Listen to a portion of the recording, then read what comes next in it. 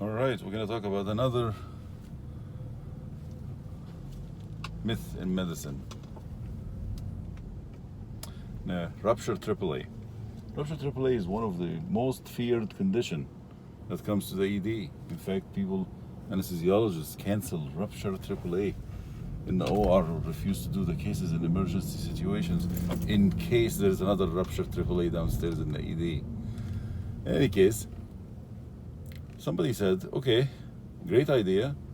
Rupture AAA looks like it's, if we increase the blood pressure, there will be more bleeding from the aorta, which I totally agree with. You know, they couldn't agree more. There's more bleeding from the aorta when you have increase in the blood pressure. If you have a hole in the aorta, it's just a no-brainer. So let's not raise the blood pressure. Okay, great. Let me tell you about an example. Somebody comes into the ED with rupture AAA, and he gets so severe of hemorrhagic shock to the point of having cardiac arrest even, and then you get him back and you put him on dopamine or a Levophed or anything, plus massive transfusion protocol. Some people misunderstands the literature, Some surgeons would actually say, what are you doing? You're raising the blood pressure, you're giving so much fluid, so you're raising the blood pressure, you're causing more bleeding, making my life more miserable. That is not what the literature is talking about. That's not what the study is talking about. The study is talking about you don't raise the blood pressure. It's not talking about resuscitating the volume. No matter how good you are in a real rupture AAA, you are not going to be able to fill the patient with volume. You'll be just catching up.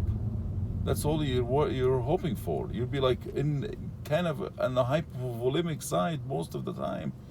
That's fine until you fix it, until you put the clamp. That's all you're supposed to do. You're not going to be able to overfill the patient. It's impossible.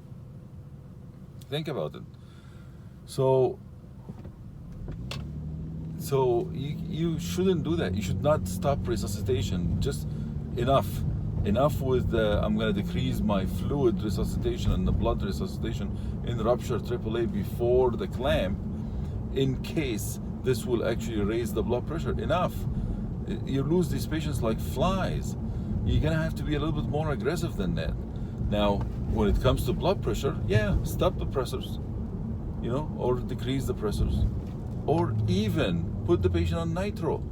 I'm okay with putting the patients on nitro. Rupture AAA, you're crazy, you put them on nitro. Yes, it's a short-acting blood pressure medication. I want to give him the fluid that I can give him. If his blood pressure is high, chances are I'm going to reduce his blood pressure using nitroglycerin or nitroprusside to decrease the chances of actually having more bleeding from the aorta. But don't stop the resuscitation. Please, do me a favor. I hope that explains it. Thank you.